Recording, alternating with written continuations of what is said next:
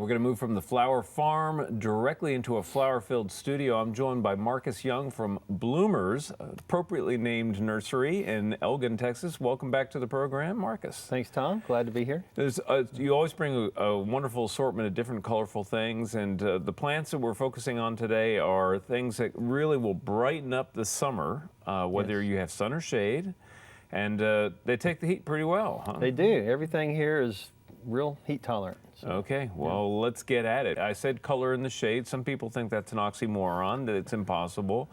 But you've brought this beautiful arrangement that's between us here that actually is filled with things that provide lots of color in the shade. Yeah, it's a great way to just brighten up a dark spot, and you can just combine some different things with some foliage, such as the caladiums, Persian shield, even the justicia or the Brazilian plume flower. So it gives you some color and brightens it up.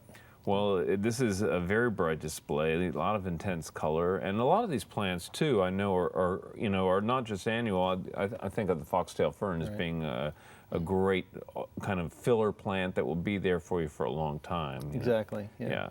So shade is possible, and that's just a beautiful assortment. We have another planter next to me here that has, again, great assortment of shade plants. Yeah, and you have the Torrenia over there, the purple one. Those are great for just giving you that cool feeling, even when things heat up. So. Look for those cool colors, whites, etc. And that's one of the things, I think, one of the reasons why the white caladiums are so popular during the summertime as well, is that it just feels fresher in the garden when you look at it and see a lot of the white, those pale colors. Yes, and it goes with anything. So, right. Yeah, that's true. Yeah. That's true. And begonias, I see you have an angel wing in here, and there are a lot of those that do well in containers, especially, I think. Yeah, they really lend themselves well to containers. They have the flowing aspect where they kind of trail out, so they're really wonderful plants. Okay, well, again, just a few ideas for shade there, and something that people should bear in mind, that you can have a lot of fun in those kinds of situations.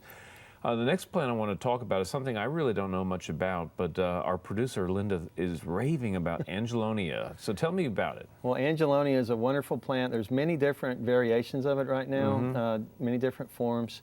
It's a great plant for attracting bees and butterflies to your garden.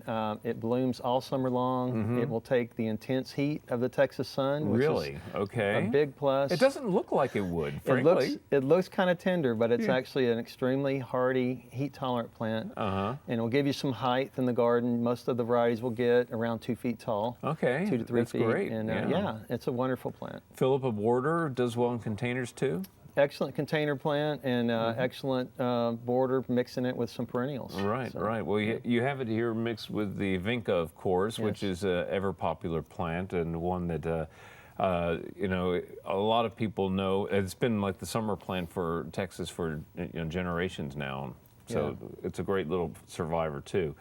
Now, we're going to move on to one with an intense color that I've always loved. This is a common name, Mexican flame vine, right? Yes, the Senecio. And, that's a plant that will get the butterflies to your garden and just give you that brilliant, bright orange color on a vine. And so you can make a beautiful hanging basket out of that, or you can train it up on a trellis or a fence. And they bloom for a long time, don't they? They do. It's pretty much all summer. Pretty much all summer, and again, they take the heat very, very well. Yeah.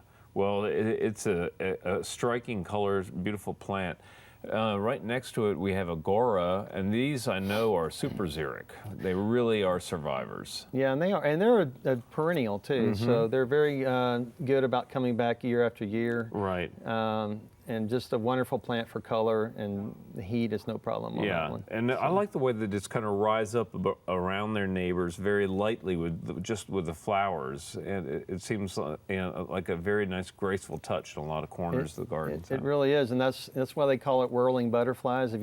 If you've seen it in a little bit of wind, it just looks like butterflies fluttering around. It's a very nice, airy plant. Yeah, and I just want to underscore that this is one that you can mix in with, say, yuccas, agaves, things like that. it loves that same well-drained soil. Yes, it does good in the dry garden. Right. Yes. The bougainvillea right next to it. Everybody loves bougainvillea. And what's your trick for bougainvillea? When one of the most popular questions on the radio I get every year is, my bougainvillea won't bloom. How do you respond to that? Well, the first thing is that it needs sunlight. Yeah. So Lots of sun. If it's out in full sun, it's going to bloom. But to help it along, giving it a regular fertilization. The rule of thumb with bougainvillea, if it's blooming, fertilize it once a month. If it's not blooming, hit it every 2 weeks until it starts blooming. Okay. And then back off to once a month again. Okay, very And good. That's pretty much it. Well, I used the word oxymoron a little while ago. I'm going to use it again. Okay. It's sun coleus. It doesn't equate in my mind.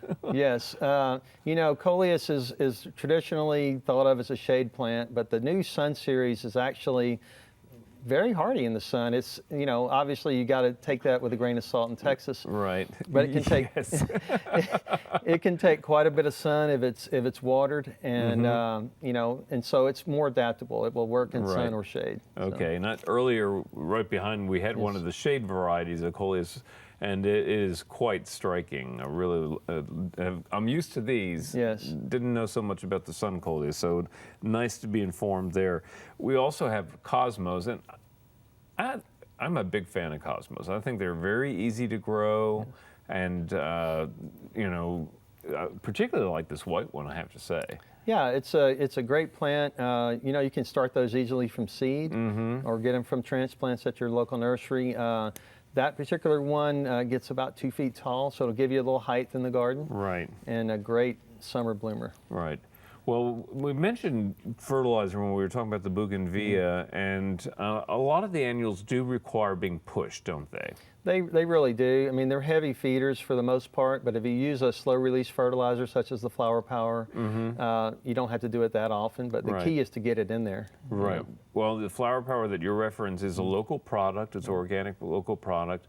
There are other great organic opportunities, really, to push these plants along.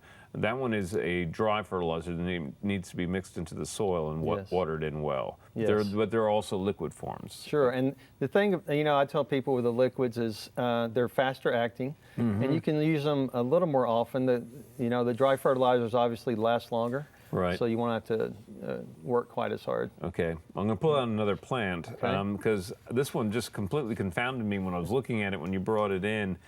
And I was looking at it and I was like, what the heck is that? And then you told me it's a Joseph's coat. Yes. Which I've never seen this kind of a thread leaf Joseph's coat before. Yeah, that one's called Gold Thread, and it's a compact mounding habit. The Joseph's coats are just great foliage plants, not really a bloomer.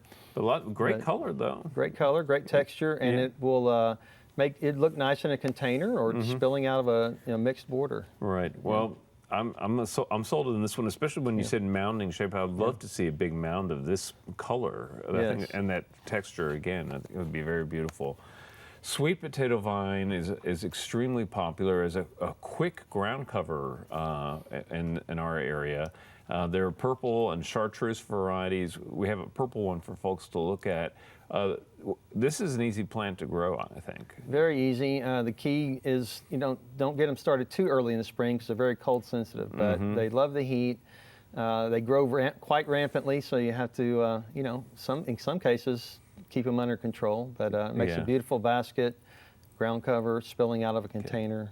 So. Okay, real briefly, I had asked about how do you make the bougainvillea bloom? How do you make a hibiscus bloom? It's really pretty much the same answer. Give it some sun and put some fertilizer on there. Your tropical bloomers are plants that like to be fed, and so I oblige them and try to give them something at least once a month and keep them going. I frankly enjoy the act of fertilizing. Perking things along, and you can see the response. I mean, it's very quick typically. Well, on that note, we're going to have to wrap it up. Thank you very much for being our guest. Again, Marcus Young from Bloomers in Elgin. Coming up next, it's our friend Daphne.